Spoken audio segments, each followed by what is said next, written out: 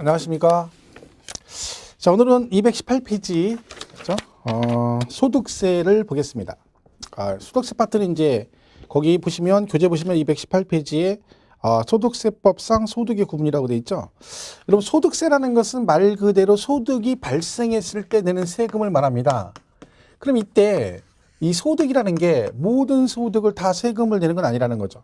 우리가 소득의 형태가 여러 가지가 있잖아요. 물론 월급 받고, 그죠? 일하고 월급 받는 게 제일 일반적이지만, 내 모든 세금이 다 소득이 세금을 내는 건 아니죠. 예를 들면 내가, 지하철을 껌 팔아가지고 돈을 벌었다. 그죠? 한 달에 1,000만 원씩 벌어요. 지하철을 껌 팔아서.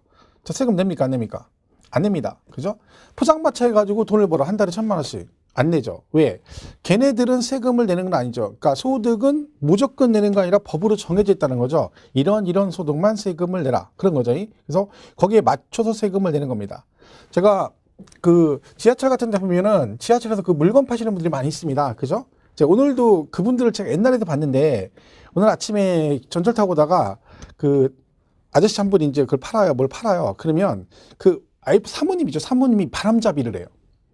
그러니까 이쪽에서 막 얘기를 해요. 이제 막 팔아요. 그러면 저쪽에서 이제 아무도 안 사거든요. 사람 심리가 이렇게 좀 먼저 달라고 뭐 하니까. 그러면 그 아줌마가 저쪽에서 아저씨 저 하나 주세요. 막 큰 소리로 얘기해요. 그럼 다 들어요. 그러면 받으면서 막 광고를 해요. 막 제가 이거 써봤는데 너무 좋아가지고 아저씨 만나면 오늘 좀 만나면 살라겠네. 잘 만났네 해가면서 막 계속 얘기를 하면서 그럼 그게 바람 잡으니까 옆에 아줌마들이 좋아요, 좋아요. 너무 좋아요, 너무 좋아요. 계속 그러는 거예요. 오늘도 그분이 거기 같은 저기 칸에 앉았는데 그 아줌마가 전에도 제가 많이 봤거든요. 그렇게 하시는 걸.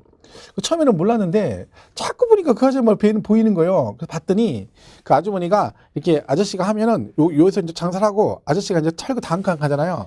그럼 전체를 딱 쓰면 그 아줌마 내려가지고 막 이렇게 다음 칸으로 가시는 거야. 거기서 또 이제 아저씨 한참 얘기하면 또 다 하고 나면 멘트하면 그 아줌마가 똑같은 얘기를 하는 거야. 아저씨 저 하나 주세요.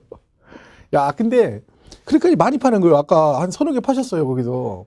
근데 그것도 보면 저는 보기 좋더라고요. 그 남편이 그걸 하는데 와서 그렇게 하는 게 쉽지 않거든요. 근데 그 도와주는 거죠. 뭐 사기치는 건 아니니까. 또 지하철 물건이 의외로 좋습니다. 질이. 그죠? 가격 싸고, 그죠? 가지고 그분들 안 보이다 오늘 아침에 오는데 또 봤어요. 그랬더니 보기 좋더라. 여전히 그러고 계시대요. 그래가지고 근데 아줌마들 막 바람 잡았더니 한 3-4명 샀나 봐요. 그 라인에 이렇게 계신 분들. 그죠?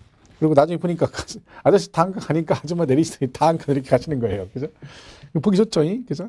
근데 그런 소득도 이제 있고 여러 가지가 있는데 결국 우리가 세금을 내는 소득은 8가지가 있는데 그 중에 6가지가 이제 있어요. 이배사, 근연기 그래가지고 이게 있고 그 다음에 여기 이제 퇴직소득과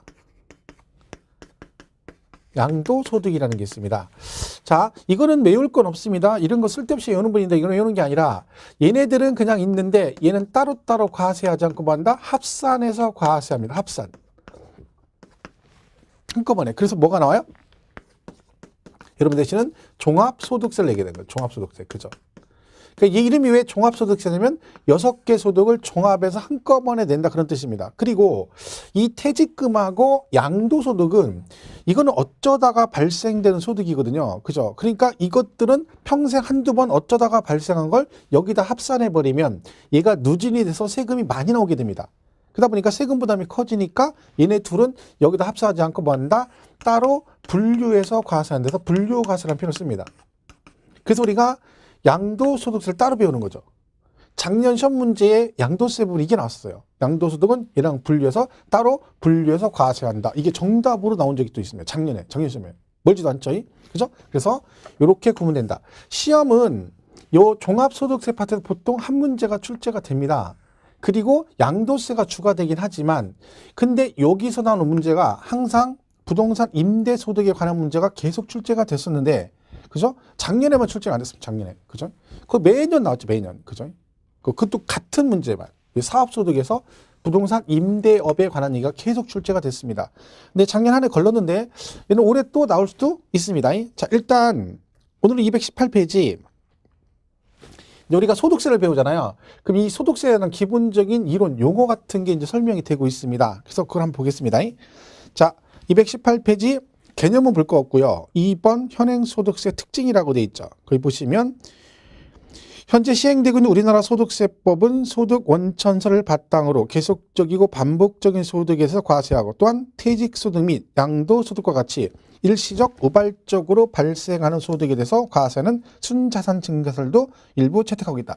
그러니까 이게 소득 원천설, 순자산 증가설 무슨 썰이잖아요. 근데 우리 세법은 무슨 썰 하는 거 안 나옵니다. 요거 하나 있는데 이 썰 많이 나오는 건 학개론이죠. 학개론은 뭐 하여튼 뭐 우리나라 사람들 외국 애들 막 얼굴도 모르는 애들 또 가신 지 몇백 년 된 사람들이 뭐라고 얘기했다는 거예요. 뭐 그 어떻게 알아 우리가 그죠? 뭐 보이지 않는 손만 안 보여요? 다 안 보이지 그죠? 근데 걔네들이 뭐라고 했대? 니카르도가 뭐라고 했대? 무슨 엄청 많죠. 우린 딱 이거 하나 있어요. 근데 이것도 잘 물어보지는 않아요. 소득 원천설이 뭐냐면 반복적으로 발생되는 소득만 과세하자가 소득 원천설이고 그 다음에 순자산 증가설은 평생 한 번이건 두 번이건 소득만 발생하자 이게 순자산 증가설입니다. 우리나라는 반복적인 소득을 기본으로 과세하기 때문에 소득 원천설로 가는데 근데 얘네처럼 어쩌다가 발생한 소득도 과세를 하잖아요. 그럼 얘는 원천설에 따르면 얘는 과세를 못하는 거죠. 근데 얘는 뭐요? 얘네들은 순자산 증가설, 즉 평생 한 번이건 두 번이건 발생된 소득도 과세하자. 그래서 우리나라는 소득세가 원천설을 기본으로 하고 일부 순자산 증가설을 가미하고 있다. 뭐 그런 얘기들인데 뭐 좋은 얘기, 뭐 중요한 얘기는 아닙니다. 자, 양가로 1번 개인 단위별 과세. 우리 세법 무조건 개별 과세입니다. 개별 과세. 그죠? 그러니까 부부지간도 합산 없고 무조건 개인별로 과세한다고 기본으로 알고 계셔야 됩니다. 예외가 있긴 하지만 그죠? 그다음에 열거주의란 그 아무거나 세금을 내는 게 아니라 법에 열거된 것만 소득세를 낸다 해서 열거주의 그런 얘기고요. 그다음에 3번의 소득세 과세 방법은 종합 분리 분류 과세라고 돼 있죠. 뭐 이게 중요한 게 아니에요. 그죠? 뭐 외국 그러지 마시고요. 그다음에 인적 공제는 이는 사람 중심으로 과세하게 되기 때문에 인적 공제, 사람에 대해서 기본 공제 같은 걸 해준대요. 뭐 그런 얘기들이고요. 그다음에 얘는 세율은 누진세율 구조로 되어 있습니다. 소득세는 기본이 초과 누진세율 6에서 42%보다 7단계 누진세율로 되어 있다. 물론 양도세 같은 경우는 같은 소득세지만 누진도 있고 그다음에 일부 뭐 비례세율도 있죠. 뭐 10, 20, 30, 40, 50, 60 이런 것도 있고 그죠? 두 개 다 돼 있습니다만 기본으로 소득세는 뭘로 되어 있다? 6에서 42% 7단계 누진세율 구조로 되어 있습니다. 뭐 이런 것들은 뭐 크게 뭐 깊이 공부할 건 없습니다. 그럼 6번 넘어가면 신고 납세 제도. 그 신고 납부죠, 신고 납부. 소득세는 그죠? 여러분 더 잘 아시겠죠? 직장 다니시는 분들은. 자, 3번에 220페이지 과세 기간을 보겠습니다. 자, 과세 기간이라는 것은 해석하면 세금을 부과하는 기간이라는 뜻이죠. 말 그대로 세금을 부과할 수 있는 기간이다. 그러니까 소득세는 소득이 발생되는 내는 세금인데 이 소득이 뭐 계속해서 발생하잖아요. 그러면 이 세금을 소득이 발생할 때마다 낼 것이냐 아니면 분기별로 아니면 반기별로 낼 것이냐를 정해줍니다. 그 기간을. 이걸 우리가 과세 기간 그러는데 소득세는 과세 기간이 기본이 1년이죠. 1월 1일부터 12월 31일까지 되어 있습니다. 이 말은 이날부터 이날까지 한꺼번에 몰아서 세금을 낸다는 얘기죠. 그래서 우리가 연말정산하잖아요. 왜 정산을 연말에 하겠어요? 법의 기간이 1년 단위를 한꺼번에 몰아서 여기서 세금을 내라고 했으니까 정산을 연말에 해야 되는 거죠. 그래서 우리가 연말정산한다. 그런 얘기죠. 그걸 우리가 과세기간 그럽니다. 그래서 거기 과세기간이어가지고 과세기간이란 세법에 의해서 국세의 과표 계산에 기초가 되는 시간적 단위로 만든다. 중요한 게 아니고요. 그냥 소득세는 이게 있는데 기간이 1년 단위로 간다. 뭐 그런 거 정도만 기억하시면 되죠. 원칙은 1월 1일부터 12월 31일까지인데 예외적으로 1번에 뭐라고 돼 있어요? 거주자가 돌아가시면 만약에 5월 달에 돌아가셨어요. 근데 소득세 과세를 1월 1일부터 12월 31일까지 한대. 돌아가셨는데 그 이후에 세금도 내라. 그럼 말이 안 되는 거잖아요. 그런 경우는 어디까지만 과세한다? 1월 1일부터 돌아가신 날까지만 과세를 하겠죠. 그러면 기간이 1월 1일부터 돌아가신 날까지만 과세하니까 과세 기간이 돌아가신 날까지 사망한 날 이렇게 될 때고 그다음에 거주자가 주소 또는 거수의 국외 이전으로 인하여 비거주자가 되는 경우는 1월 1일부터 출국한 날까지. 그러니까 우리가 외국으로 뭐 장기간 뭐 출장을 뭐 1년, 2년 몇 년씩 나갈 수도 있잖아요. 그러면 거주자가 외국으로 나가게 되면 주소가 옮겨지면서 비거주자가 되거든요. 그러면 나갈 때 뭐요? 그냥은 못 나간다. 세금은 다 내고 가야 됩니다. 그때는 과세를 언제까지 한다는 거요? 1월 1일부터 출국한 날까지 발생된 소득은 과세를 하겠다. 그런 얘기죠. 자, 정리하면 원칙은 1월 1일부터 12월 31일인데 돌아가시면 1월 1일부터 돌아가신 날까지는 세금을 내야 되고 외국으로 출국하되면 1월 1일부터 출국일까지 발생된 소득은 세금을 내라. 그걸 우리가 뭐라고 한다? 과세 기간이라 한다. 그런 얘기죠. 그 다음에 납세 의무자 및 납세 의무의 범위라고 돼 있는데 우리 소득세는 이 거주자, 비거주자라는 개념이 있습니다. 거주자, 비거주자. 거주자, 비거주자, 거주자, 비거주자 이렇게 돼 있어요. 그래서 우리가 거주자를 뭐라고 하냐면 이거를 이렇게 해석하면 안 돼요. 그 집에 살고 있는 사람 그런 뜻 아닙니다. 얘는 우리나라에 뭐가 있거나 주소가 있거나 또는 일과세 기간 중 183일 이상 거소를 둔 자. 이를 거주자랍니다. 비거주자는 이게 아닌 자죠.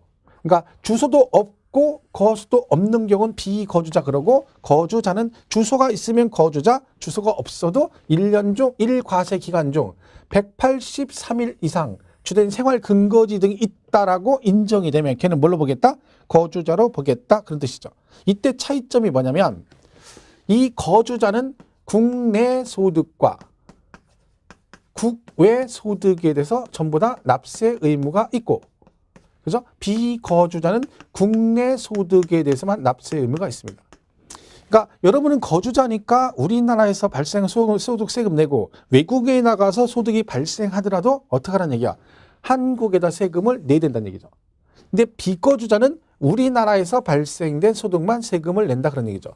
그러니까 비거주자가 우리나라 돈 벌고 갔다는 얘기잖아요. 예를 들면 뭐 지금 우리나라가 이제 한류가 너무 강해가지고 외국에 가 돈을 엄청 벌잖아요. BTS 같은 애들은 뭐 나가서 어마어마하게 벌죠 돈이요, 그죠? 근데 과거에는 홍콩 애들이 홍콩 저기 해가지고 걔들이 막 우리나라 와서 엄청나게 CF를 찍었거든요. 왜? 저희 뭐 옛날에는 홍콩 애들 사대천왕 그래가지고 막 그죠? 뭐 성룡이 처음에 그 영화 찍으면서 치권 찍으면서 그때부터 붐 일기 시작해가지고 그 이후로 뭐 어마어마했죠. 홍콩 영화 그때 당시 그죠?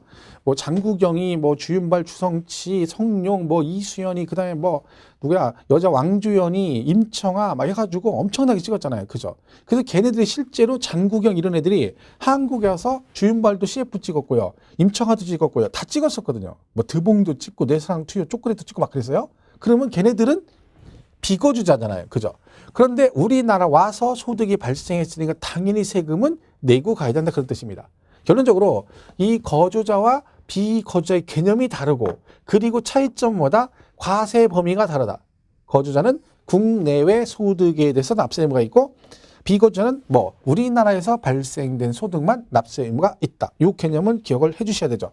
그러니까 우리가 계속 소득세에서 이제 거주자, 비거주자란 말이 나옵니다. 그러면 그 얘기는 이걸 말한다는 걸 기억하셔야지 거주자는 그 집에 살고 있는 사람, 비거주자는 그 집에 살지 않는 사람 이런 식으로 이해하시면 안 된다. 그런 얘기입니다. 자, 그러면 그 얘기는 227페이지 맨 위에 표로 정리, 박스로 정리해놨죠. 거주자, 비거주자. 그래서 개념이 국내 주소가 있거나 183일 이상 거소를 둔 개인을 거주자 그러고 비거주자는 거주자가 아닌 개인 해가지고 납세 의무에 거주자는 국내외 모든 소득 그랬고요. 비거주자는 국내 원천 소득 이렇게 돼 있죠. 그러니까 옛날에 뭐 잘 아시잖아요. 손지창 씨 장모님이 외국에 가서 돈을 뭐 라스베가스에서 이거 했는데 돈 벌었는데 잭팟이 터져가지고 뭐 보상금이 100몇 억이 나왔죠. 실제로 100몇 억이 당첨됐는데 그죠? 그러면 외국에 가서 그 놀러가가 돈을 버는 거죠. 그럼 한국에다 세금을 내야 됩니다. 왜? 거주자니까 외국에서 돈을 벌었으니까 한국에다 세금을 내라. 그죠? 그런 얘기죠. 여기 개념이 그런 얘기다. 보시면 되겠어요. 그 다음에 법인격 없는 단체 뭐 이런 거 볼 거 없습니다. 개인만 잘 보시면 되고 거기는 다 읽을 거 없습니다. 자, 넘어가시면 되고 나머지 특별한 거 없습니다. 222페이지 쭉 가면 납세지 나오죠. 납세지. 자, 거주자는 우리가 국세는 기본적으로 세금을 어디다 낸다? 세무서다 내는데 어디 있는 세무서? 사람 중심입니다. 그래서 그 사람의 주소지 관할 세무서가 납세지가 됩니다. 주소지 관할 세무서. 그래서 거기 거주자에 대한 소득세 납세지는 그 주소지로 한다. 주소지가 없으면 거소지 이렇게 하는 거죠. 근데 비거주자는 이게 아무것도 없는 거잖아요. 그죠? 그럼 얘는 소득이 발생했어. 그럼 세금을 어디다 낸다? 거기 뭐라고 돼 있어요? 비거주자에 대한 소득세 납세지는 국내 사업장 소재지로 한다. 그러니까 사업장이 있으면, 그러니까 우리나라에 소득이 발생했다는 얘기는 외국 애들이 우리나라에다 사업장 가지고 사업을 할 수도 있잖아요. 그럼 소득이 발생하면 걔네들은 그 사람 주소지로 갈 수가 없죠. 왜? 외국에 있으니까. 그죠? 우리나라에 없으니까 주소가. 그럼 뭘로 가? 그 사업장 주소지로 납세지가 된다는 얘기고, 다만 국내 사업장이 없으면 원천 소득이 발생하는 장소.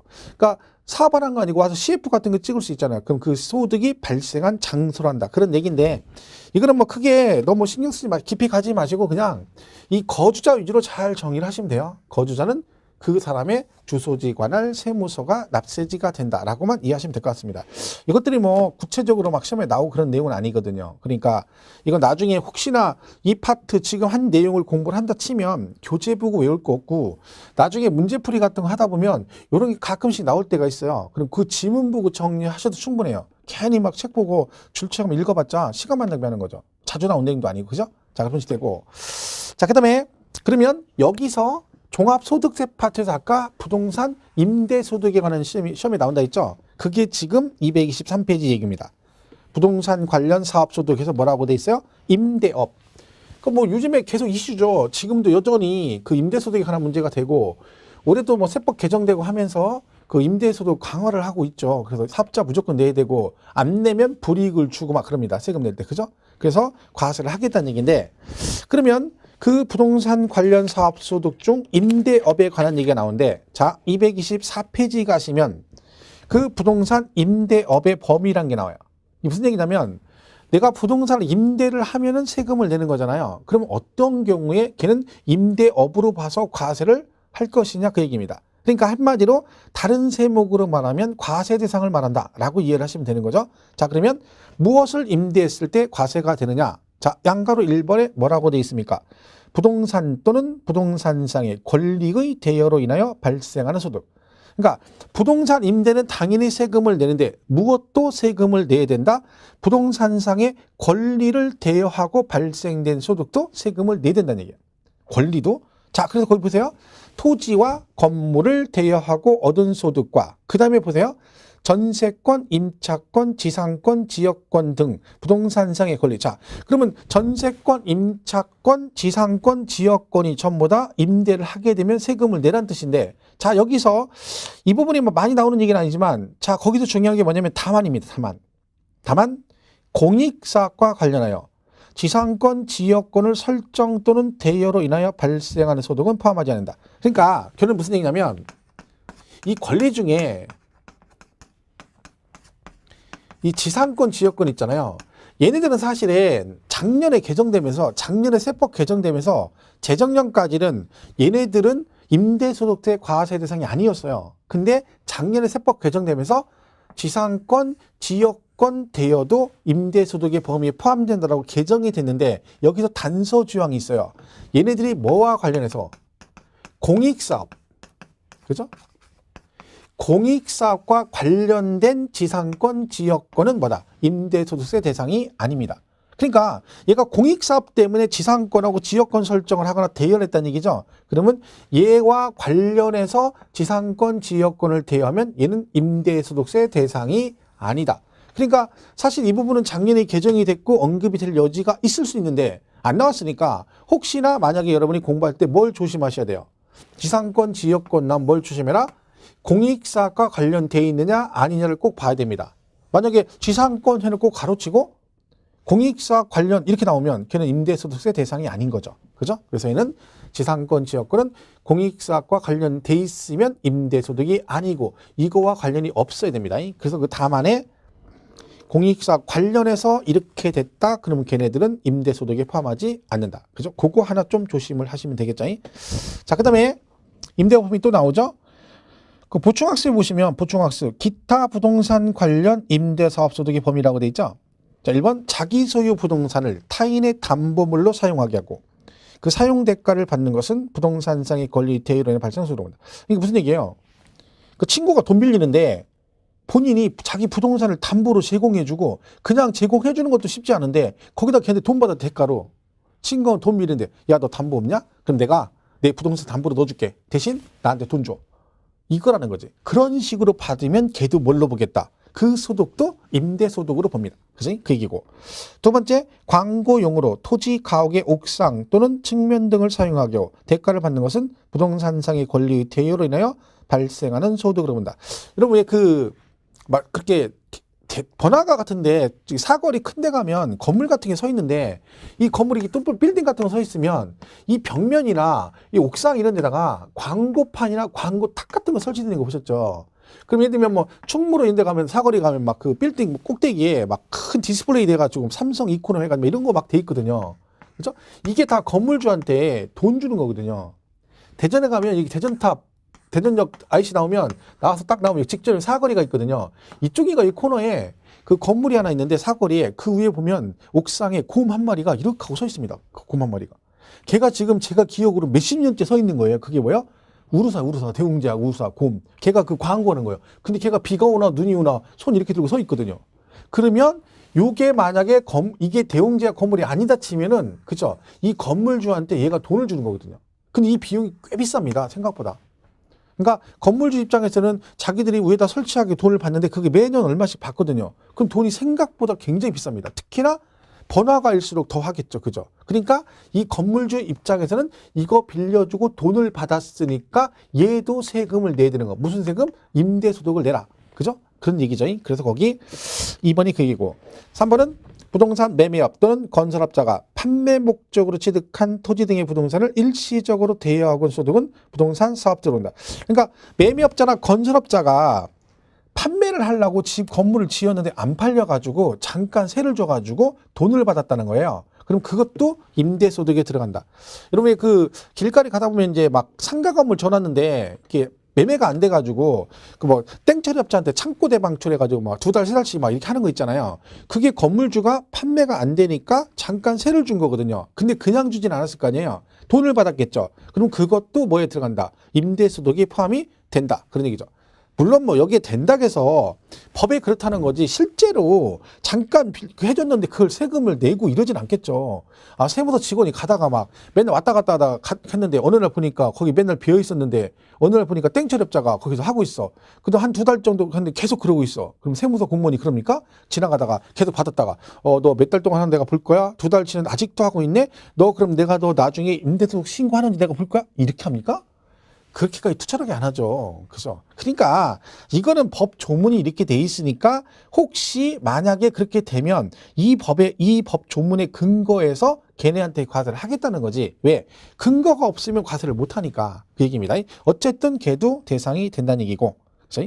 4번은 볼 거 없습니다. 뭐 보증금, 전세금을 예표 이자 받은 것은 아니죠. 그죠? 이자 소득이죠. 그러니까 내가 세를 줬는데 전세금을 받았어. 그걸 은행에다 넣어가지고 이자가 발생해서 그건 당연히 이자 소득이죠. 그죠? 걔는 임대소득이 아니다. 그래서 3개 보시면 되고 양가로 2번에 공장재단, 광업재단의 대여로 인하여 발생하는 소득. 그러니까 재단이란 말은 통째로 전체 통째로 그런 얘기 통으로 그러니까 그 공장 안에 있는 공장 건축물, 그 공장의 기계 장비, 그 다음에 뭐 공장 안에 쓰는 자동차 막 기계 그런 거 이렇게 다 그 전체를 통틀어서 재단이라고 그래요. 그러면 얘는 공장재단, 광업재단이니까 그 전체를 통으로 임대하면 임대소득이 들어갑니다. 그런데 기계 장비만 별도로 임대하면 걔는 임대소득이 해당이 안 됩니다. 해서 거기 이번에 미니 강의 보시면 뭐라고 돼 있어요? 공장재단인 공장 전부를 임대하는 경우에는 부동산 임대소득에 해당하나 공장재단과 분리하여 기계 등 설비를 대여하는 경우는 임대업의 소득으로 보지 않는다. 그러니까 재단은 통으로 말한다. 그러니까 그 일부만 따로 띄어서 임대하게 되면 걔는 임대소득이 아니다. 그런 얘기입니다. 그거 보시면 되고. 3번은 채굴에 관한 권리래요. 채굴. 그러니까 광산 채굴하려면 권리를 가지고 있어야 됩니다. 그죠? 근데 자, 여러분이 광산 채굴 권리인 광업권을 가지고 있는데 문제는 돈이 없어요. 그죠? 내가 석탄 광산 채굴할 수 있는 광업권이란 권리를 가지고 있는데 이건 가지고 있는데 돈이 없어서 채굴을 못해요. 그렇다고 홈이나 야삽 들고 석탄을 캘 수는 없잖아요. 그러니까 이 권리를 뭐해서 대여해 주는 거죠. 그리고 돈을 받았다. 그럼 뭐다? 얘도 임대소득에 들어간다. 그래서 거기 채굴에 관한 권리의 대여로 인하여 발생하는 소득 그랬죠. 근데 거기 보면 막 광업권 지문 보면 막 덕대, 분덕대 막 이런 거 나오거든요. 그런 거 신경 쓸 거 없습니다. 그냥 채굴에 관한 권리를 대였대. 그러면 뭐다? 임대소득이다. 근데 얘가 만약에 광어권을 대여하고 분철료를 받으면, 그치? 분철료를 받으면 임대소득이 아닙니다. 그러니까 분철료가 뭐냐면 석탄광산 채굴 권리를 빌려주고 돈을 받는 게 아니라 석탄으로 현물로 받는 거예요.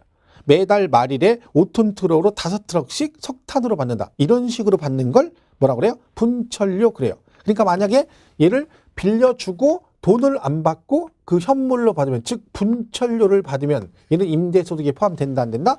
안 된다. 그래서 거기 3번에 마지막 줄에 뭐라고 돼 있어요? 분철료를 받는 것은 제외한다 그랬죠. 그게 무슨 뜻이다? 얘는 임대소득이 아니다. 이게 대상인데 얘도 시험에 나온 적이 있긴 합니다. 얘네들도. 왜? 얘가 문제가 워낙 많이 나오다 보니까 내용은 없고 낼 게 계속 내니까 낼 게 없으니까 당연히 나왔겠죠. 자, 근데 시험은 어디서 제일 많이 나온다? 그쵸? 비과세지, 비과세. 오케이? 거기 있는 비과세. 이게 거의 다 나왔습니다. 비과세. 자, 해서 오른쪽 225페이지. 비과세 임대업의 소득 그랬죠? 자, 1번 뭐라고 돼 있어요? 작물 생산에 이용하는 전답의 임대. 그러니까 여러분이 전답을 임대해 줬어요. 전답을, 논밭을. 근데 그럼 비과세 줍니다. 단 얘는 어떤 용도로 써야 된다고요? 그렇죠. 작물 생산 용도로 써야 돼요. 작물 생산 용도.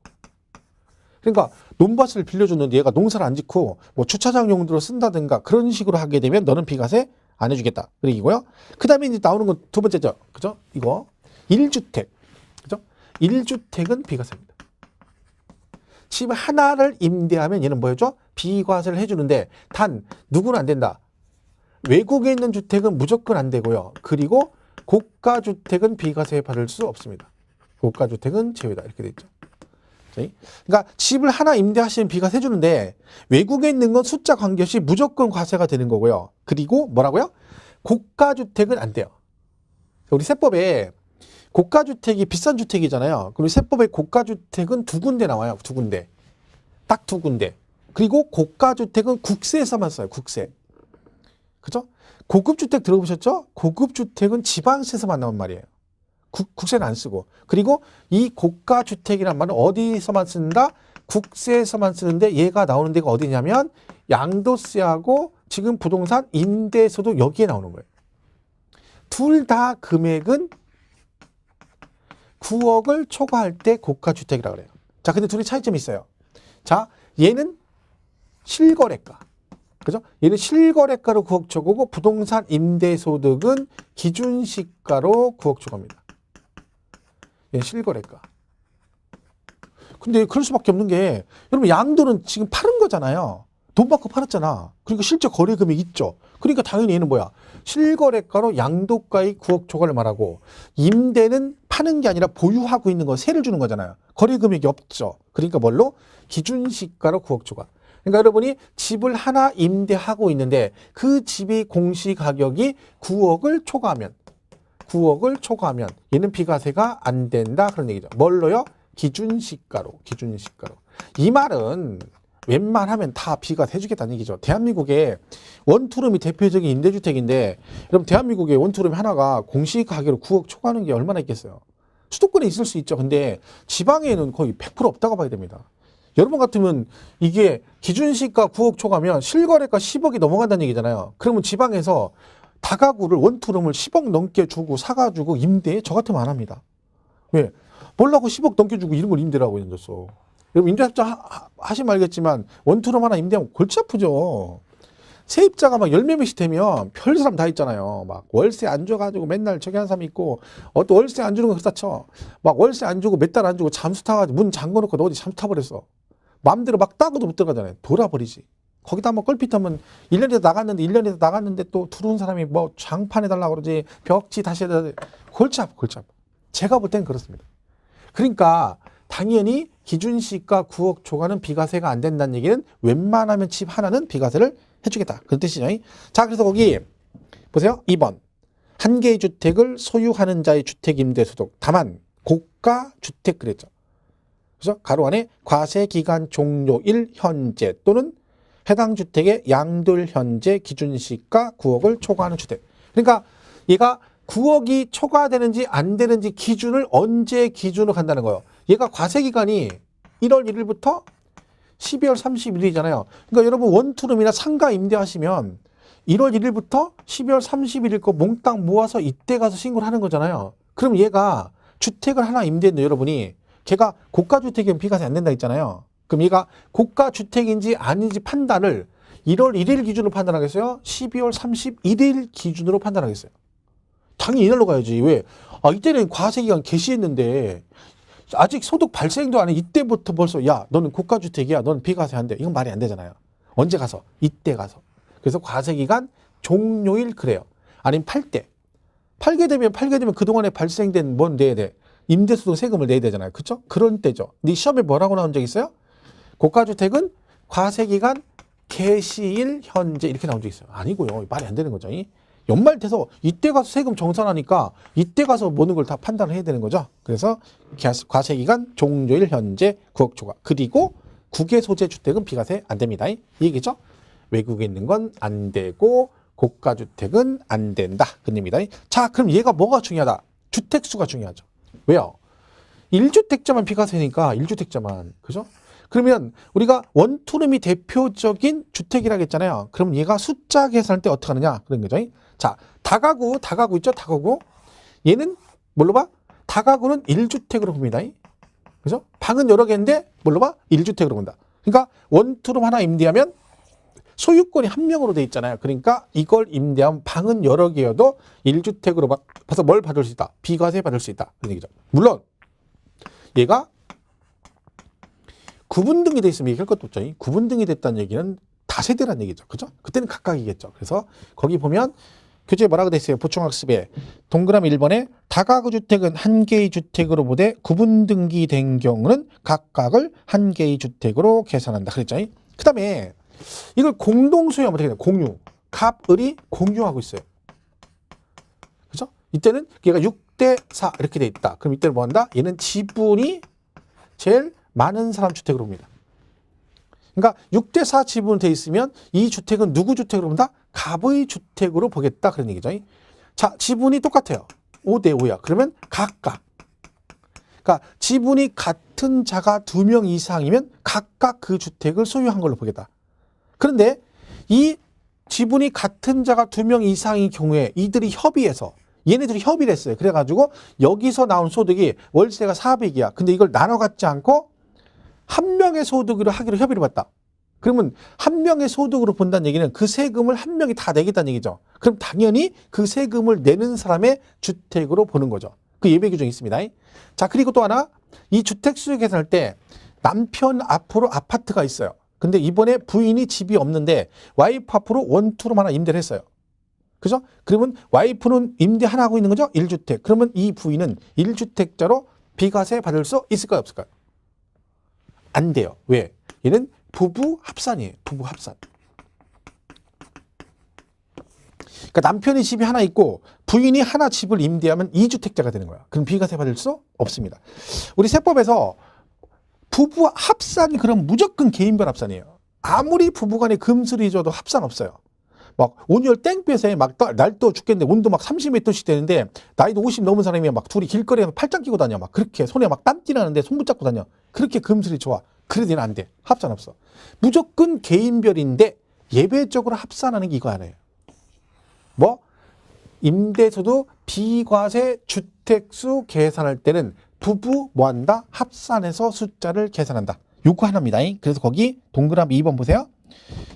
보충학습. 공동소유 주택은 지분이 가장 큰 자의 소유로 계산하되 지분이 가장 큰 자가 2명 이상인 경우는 각각의 소유로 계산한다. 다만 지분이 가장 큰 자가 2명 이상인 경우로서 그들이 합의해서 그들 중 1인을 당해주택의 임대 수입의 기속자로 정한 경우에는 그의 소유로 계산한다. 무슨 얘기인지 아시죠? 각각으로 보는데 지분이 가장 큰 자로 보는데 가장 큰 자가 2명 이상이면 각각으로 보고 얘들이 협의해가지고 한 명의 소득으로 기속시키기로 협의됐다. 그러면 그 소득이 기속되는 자의 주택으로 본다. 그런 얘기죠. 3번 임차 또는 전세받은 주택을 전대하거나 전전세하는 경우는 당해 임차 또는 전세받은 주택을 임차인 또는 전세받은 자의 주택으로 계산한다. 자, 만약 여러분이 전세를 들어갔어요. 그죠? 그래가지고 여러분 전세권자잖아요. 그죠? 그리고 다시 그 집을 여러분이 전세받은 집을 다시 전전세를 냈다는 거야. 그러면 세금을 낼 때 그 주택은 누구 주택으로 본다? 전세받은 자의 주택으로 보는 거죠. 저의 주택으로 본다는 거야. 제 건 아니죠. 세금 낼 때 그렇게 하겠다는 거야. 왜? 원 집주인은 저한테 전세를 준 거고, 그죠? 그리고 저는 다시 제가 뭘 한 거요? 전전세를 놓은 거니까 그 전전세 놓은 거에 대한 세금을 계산할 때는 그 주택은 누구 주택으로 본다? 전세 받은 자, 저의 주택으로 봐서 세금 계산을 하겠다. 왜? 원주인한테 하면 안 되죠. 원주인은 세를 준 게 아니잖아요. 그죠? 그 얘기입니다. 4번 본인과 배우자가 각각 주택을 소유하는 경우 뭐 한다? 합산. 그죠? 이거 중요하니까 잘 보시고요. 자, 그러면 그 다음에 이제 보시면 거기 이 4번에 부동산 임대업의 소득금액 계산이라고 돼 있죠. 근데 이거는 뭐 굳이 볼 건 없을 것 같아요. 그 이번에 개정이 되긴 했는데 뭐 숫자 같은 거 나오진 않겠죠. 뭐 필요 경비 몇 프로 해주고 막 이런 것까지 하진 않습니다. 그러니까 임대소득 세금 계산할 때 경비를 차감해 주는 게 있거든요. 근데 그 경비 비율이 60%를 해주는데 미등록, 사업자 등록 안 하신 분은 50%만 해준다 그런 얘기죠. 거기 4번의 그 표에 보면 부동산 임대업의 소득금액 해가지고 계산 방식이 나오잖아요. 총 수익 금액에서 뭘 빼줘?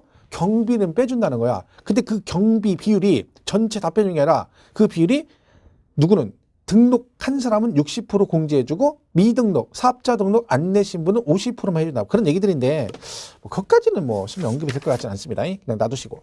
네. 자, 넘어가시고 226페이지 가면 그 동그라미 2번에 간주 임대료라는 게 나와요. 간주 임대료. 여러분 간주가 뭐예요? 뭘로 본다는 얘기죠. 그러니까 간주 임대료는 얘가 임대료가 아닌데도 임대료로 봐서 과세하겠다 그런 얘기죠. 자, 무슨 얘기냐면 자, 이 임대소득은 월세를 말하는 거예요. 월세. 그죠? 근데 얘가 만약에 여러분이 전세를 주면 어떻게 올 전세를 줬어요. 그러면 임대소득이 없죠. 월세가 없잖아요. 그러면 그 전세 보증금은 그럼 전세는 과세를 안 하느냐? 아니라는 거지. 그 전세 보증금 받은 것도 과세를 하겠다는 거야. 근데 이때 주의할 게 이때 보증금은 몇 주택 이상일 때만, 그죠? 3주택 이상일 때만. 그러니까 여러분이 주택을 전세를 줬는데 전부 다 보증금을 받았어요. 월세 안 받고. 근데 걔가 몇 주택이라고요? 그렇죠. 3주택 이상일 때만 보증금에 대해서 과세합니다. 그러니까 전세 보증금은 집이 2주택이면 과세한다 한다? 안 한다. 집이 내가 두 채야. 둘 다 전세 줬어. 걔는 과세를 안 합니다. 근데 3주택이야. 3개를 전세 줬어. 그러면 과세합니다. 이때 무조건 아니고 그 보증금 합계액이 3억을 초과했을 때 그 3억 초과분에 대해서 과세합니다. 그러니까 여러분이 만약에 집을 3채를 전세해 줬는데 보증금을 1억 받았어요. 그럼 합해서 3억이죠. 걔는 과세를 안 해요. 걔는 과세를 안 하고 왜? 3억 초과할 때 그 초과분만 과세가 된다는 얘기죠. 그 초과분만. 그럼 예를 들면 전세 보증금 합계 5억 원이다. 그러면 얘는 뭐예요? 3억 초과됐죠? 그럼 얘를 과세를 한다는 얘기야. 그럼 여기다가 이제 초과되는 2억 원에다가 여기다가 60% 곱하고 여기다 법정 이자율을 곱하는 거예요. 이자율. 법에 이제 공식이 돼 있는 거죠. 그러면 얘가 이제 얼마가 이렇게 나올 거 아니에요. 그럼 얘를 뭘로 본다는 거예요? 얘가 임대료가 아니잖아요. 근데 임대료로 뭐 한다? 간주하겠다. 해서 이만큼을 월세 소득으로 해서 과세를 한다는 얘기죠. 이런 식으로 보증금에 대해서 과세를 한다는 얘기죠. 그죠? 근데 몇 주택? 그럼 머릿속에 뭐가 딱 박혀 있어야 돼요. 이 간주 임대료 계산은 보증금 합계가 얼마? 3억 초과돼야 되고 몇 주택 이상일 때만, 3주택 이상일 때만. 그러니까 주택이 2개거나 이러면 상관없는 거 과세를 안 하는 거예요. 그걸 잘 기억을 하셔야 돼요. 그리고 이 주택수 계산할 때 기준시가 2억 이하이고 엔드 전용 면적 40 이하짜리는 주택수에서 제외합니다. 그러니까 여러분 집을 3개를 전세 줬는데 그 중에 하나가 기준시가 2억 이하고요. 거기다가 전용 면적 40제곱미터 이하짜리 하나 껴있어. 집은 3채인데 그죠? 그러면 이 주택은 숫자에서 빠져요. 그러면 어떻게 한다는 거야? 내가 실제는 3주택인데 얘가 임대소득 전세 보증금 계산할 때는 주택수에서 제외되니까 그러면 과세를 한다는 얘기 안 한다는 얘기지. 왜? 집은 3개인데 얘가 숫자에 빠지니까 2주택이 돼버리는 거죠. 그거예요. 그러니까 이것도 사실 개정된 거예요. 원래 3억 이하 60 이하 있다가 강화된 거죠. 2억 원 이하 40으로 올해 개정된 거예요. 그러니까 그 내용은 잘 기억하셔야 되죠. 개정사항은 일단 기억하셔야 됩니다. 자, 한번 볼게요. 그 226페이지 동그라미 2번 간주 임대료라고 돼 있죠. 그래서 기억 일반 부동산 어쩌고 돼 있고 전세금 그랬고 니은번 주택 나오죠. 그걸 보시면 돼요. 여러분 상가 임대는 숫자 관계없이 걔는 비과세도 없고 걔는 숫자 관계없이 무조건 과세를 합니다. 보증금도 과세하고 월세도 과세해요.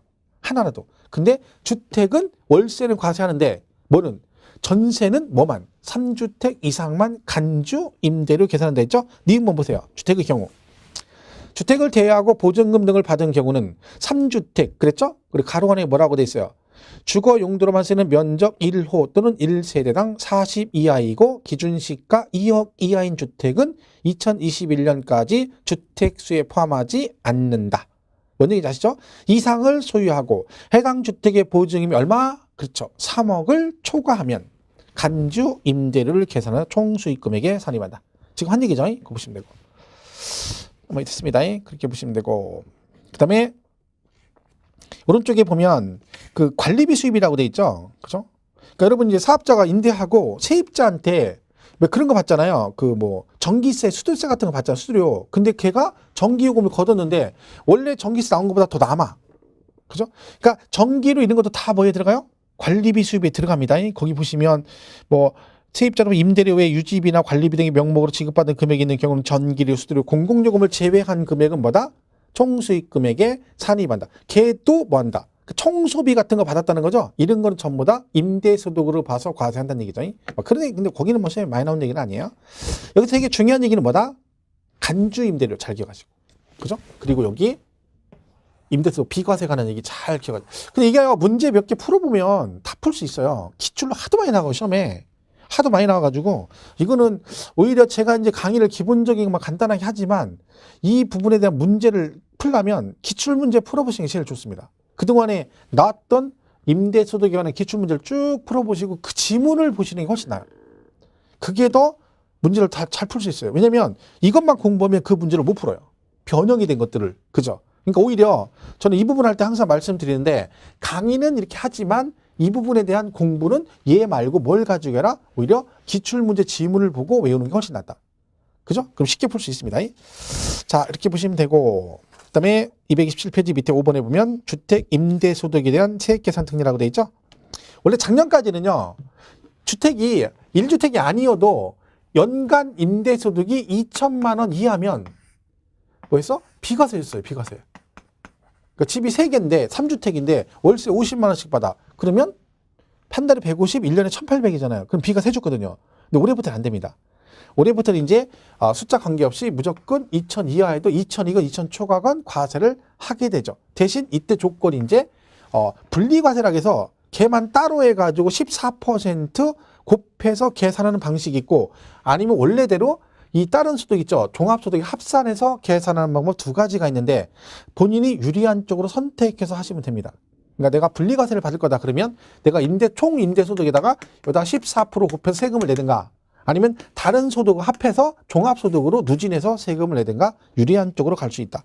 결론은 뭐가 중요하다? 그렇죠. 이제는 비과세가 안 된다는 얘기죠. 그래서 거기 5번에 보면 1번의 분리과세 주택 임대소득에는 거주자의 종합소득 결정세액은 다음의 1과 2의 세액 중 하나를 선택한다. 그래서 1번이 2천 이하인 자에 분리과세를 적용해주는 종합소득 결정세액 그리고 2번은 다음 항목의 세액을 더한 금액 해가지고 뭐 그런 식으로 간다는 얘기예요. 그렇죠? 근데 그거는 뭐 그 앞에 있는 것까지만 읽을 거 없습니다. 시험은 거기까지는 안 나오니까 언급이 되진 않습니다. 그래서 일단 제가 말씀드린 대로 요거 기본 정리하시고 그다음에 요 개정사항 요거 정도 잘 보시면 돼요. 그죠? 그러니까 비과세 부분하고 간주 임대료 부분만 잘 정리하시면 돼요. 이건 그리고 나중에 문제 풀 때 정리하면 간단하게 되니까 괜히 여러분 뭐 무리해가지고 교재 보고 막 달달달 할 거 없어요. 그 정도로 중요하진 않아요. 내용이 문제 하나 나오니까. 그죠? 기출로 정리하면 제일 간단하다. 보시면 되고. 그다음 나머지는 거기 229페이지 거기 부동산 매매업이 있고 그죠? 그다음에 주택 신축 판매업이라는 게 있어요. 주택 신축 판매업. 이거는요. 두 개 중에 하나에 나오게 되면 그러니까 이거 아니면 이게 나온다. 그죠? 근데 주택 신축 판매는 뭘로 본다? 건설업으로 본다. 건설업. 그죠? 건설업. 이렇게 돼 있어요. 그러니까 시험에 뭐라고 나와요? 이거는 매매업으로 본다. 맞았니? 틀렸니? 이거는 건설업으로 본다. 맞았니? 틀렸니? 이런 식으로 구분해가지고 어떤 게 매매업이고 어떤 게 건설업인지 구분하는 문제가 출제가 될 수 있습니다. 그러니까 우리가 종합소득세는요. 금방 했던 부동산 임대업이 있죠. 임대업. 요것이 거의 계속 얘만 나왔어요. 그죠? 만약에 얘가 안 나오면 이거예요. 둘 중에 하나. 근데 얘는 아직까지 나온 적은 없어요. 왜냐면 이것만 계속 막 연장 몇 년 계속 나왔으니까. 그죠? 그러니까 이 부분은 이제, 그러니까 요게 제일 중요한 거죠. 어쨌든 작년에 출제 안 됐어도 올해 또 나올 확률이 굉장히 높기 때문에 여러분이 문제 풀면서 정리를 반드시 해주셔야 되고요. 그죠? 여기까지 정리하시고 다음 시간에 요 관련된 거 간단하게 정리를 하고 제일 중요한 양도세 부분을 정리를 하도록 하겠습니다.